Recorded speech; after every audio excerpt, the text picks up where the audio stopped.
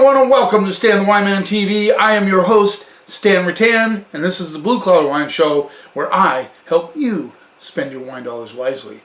A shocker on the last episode. Duckhorn, $55, got beat out by North Star from Washington State for $37. Crazy! Now, you say, well, I'm wearing the same shirt through all these episodes because I got this one from Sleight of Hand Cellars, Trey Bush's, well, he has partners, but his winery, and this is the dark side of Merlot, just so you know why I'm wearing this shirt. Cool, I like it. I like this shirt a lot.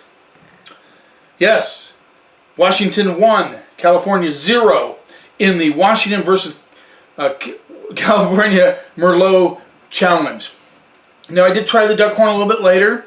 I still think the acidity was out of balance with what you get. $55, guys. Actually, it was a shocker. I was shocked about that. So, we're into episode number 2. We talked a little bit about Merlot, its parents. Remember, Cab Franc and Magdalene Noir de Charente. Never heard of that grape. We talked a little bit about Petrus being so expensive. I think it comes out of the docket at close to $1,000. It is Merlot based, if not 100% Merlot. And according to Wine Searcher, most search for wine in their app. Crazy. So, although Merlot took a hit when the movie Sideways came out, and again, I want to see, we'll see the comments on the other reason why Merlot took a hit in that time period. So I'm curious what you guys have to say about that. And you can continue to comment on that. Merlot ripens about, I think, 2 weeks earlier than Cab. Merlot is used a lot for blending because of the texture of Merlot. It's not high tannins, not high malic acid. It's interesting, though. I researched a little bit, and Petrus likes to pick the Merlot early to keep the acidity level higher, kind of like that Duckhorn that I tasted. Whereas Michel Rolland, the galloping global wine consultant, believes that you should ripen Merlot a little bit longer to get that more fruit-forward style. So totally different approaches to it, but Petrus will age a long, long time. Not sure if you let Merlot go too long, you start losing some of the qualities that are so important in Merlot.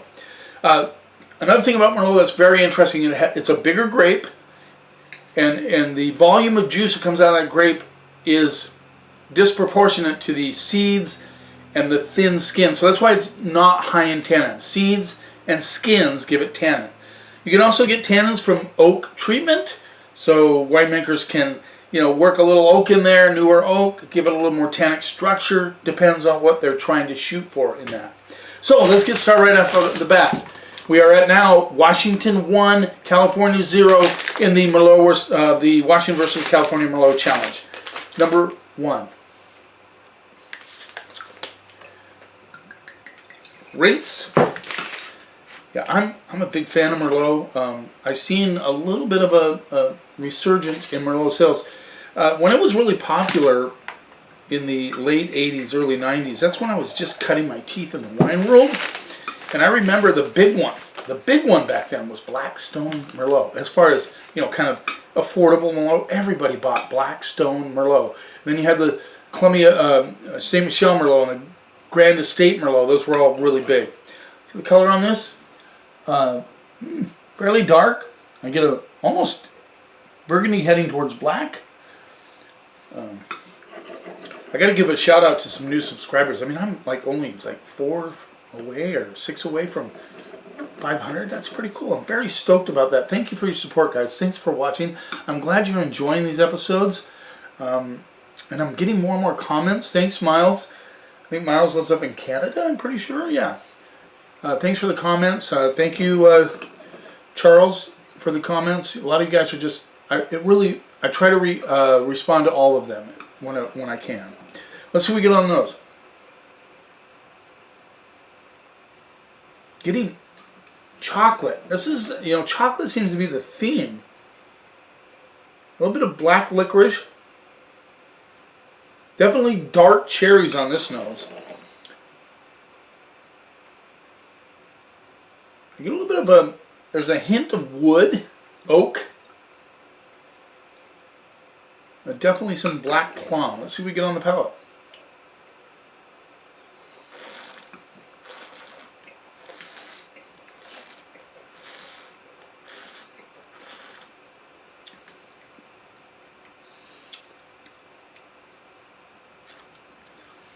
This is good Merlot.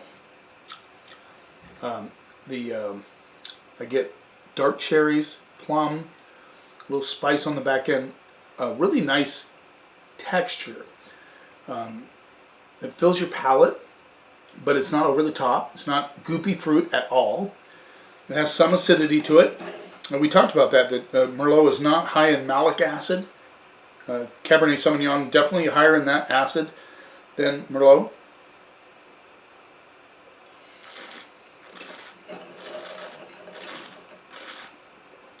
Even, I don't know why, but it seems like there's just a touch of blueberry on the mid palate into the finish where the spices come out. I get a lot of white and black pepper on the finish, which is really cool. And it has just a touch of tannic grip on the finish. So there are some tannins to this wine.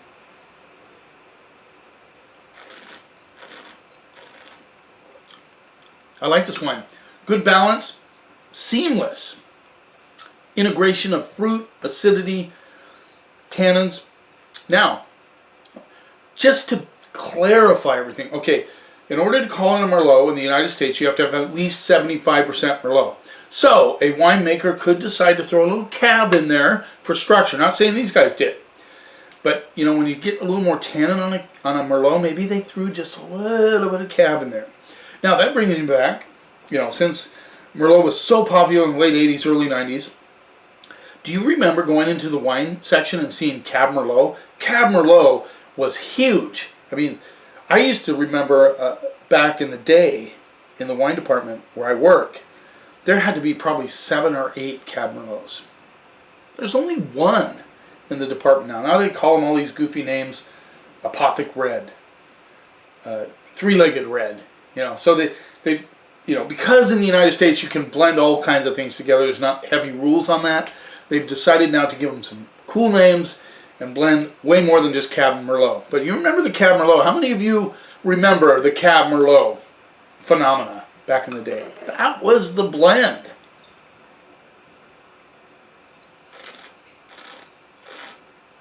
Nice kind of, the tannins get a little sweet on the mid palate, then it dries out on the finish. Yeah, solid Merlot.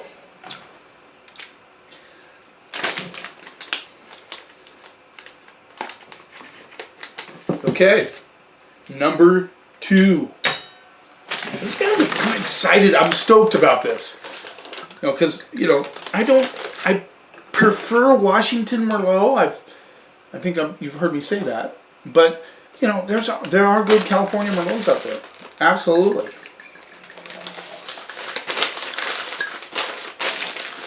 Number 2. This one's this is hedging towards black as well. Kind of a dark burgundy black. Garnet. Thank you. I'm terrible. I'm terrible with colors. I can't remember what to say. You can kind of see through this a little bit. I don't think it's as dark as the other one. But yeah, still fairly dark. No, in fact, yeah, you can see through this a little bit more. Let's see what we get on the nose. Ooh, ooh, oh. See, this is so fun. This has cinnamon on the nose. I love that.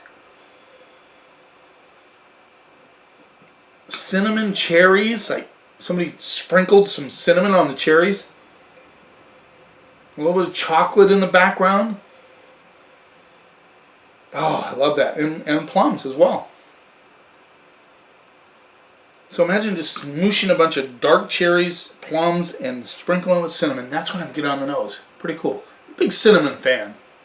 I don't know how many of you guys like cinnamon, but I really like cinnamon. Don't like to eat the powder. Ugh. But cinnamon is one of my favorite flavors. Spices is what I should be saying. So let's see what we get on the palate.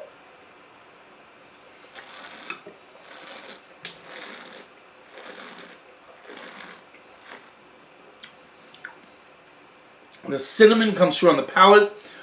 This one has a little tannic edge on it, which would tell me that it has some oak, since Merlot isn't really a heavy tannic wine. Nice cranberry coming through, which is interesting. I get cranberry and cherry. Maybe that's what gives it the cinnamon on the nose. Kind of a cranberry cherry plum thing. A potpourri of those flavors on the palate.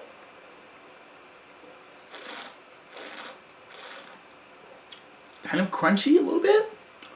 Well, I love this flavor. I love this flavor profile. This is going to be a close one, guys. Red flowers coming through on this one as well.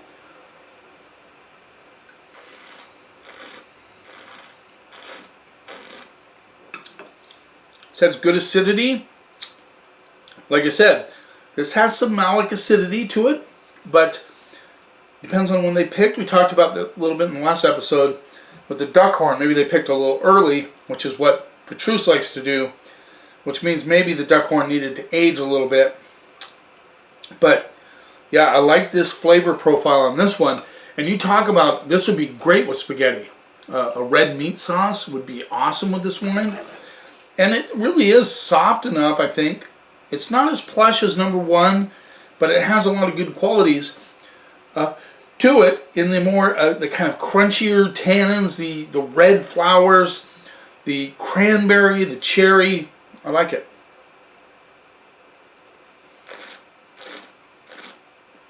Ooh, a little licorice, red licorice and black licorice coming through. This is gonna be tough. Oh, they're both so good in a different way. These are two really good Merlot.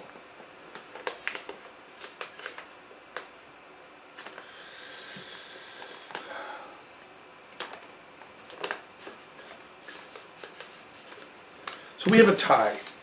I can't help it. We have a tie. I can't. We have a tie. So let's just unveil them. Number one with a B plus A minus. So you know what number two got. Number one, B plus A minus, a little darker fruit. I like this one. I thought it was, initially thought it was one of the better Merlots I've tried compared to the two episodes, episode 1, episode 2. But then I tasted number 2. Okay, anyway, number 1. Oh. Longship Cellars 2018 Magic Merlot. Now, I love these guys. This was my winery a year, a couple of years ago. And yeah, they make some great wines. And this one was, like I said, more brooding, more fruit. But yes, good job, guys.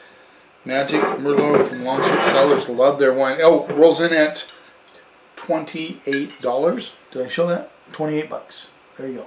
Okay. Nice job. Now this one, obviously that's Washington. Yeah. What is he? Horse Heaven Hills Merlot. Sorry. Sometimes I get so excited. Tied for first place. Number 2. Oh, now this is very interesting. Duckhorn Decoy Merlot 2019. Duckhorn Vineyards. It just says California on it. 25 bucks. Now, there you go. Now, interesting, very interesting. So the big brother to this one was acidic. This one, the acid kind of worked with the red flowers and the red cherries and all that.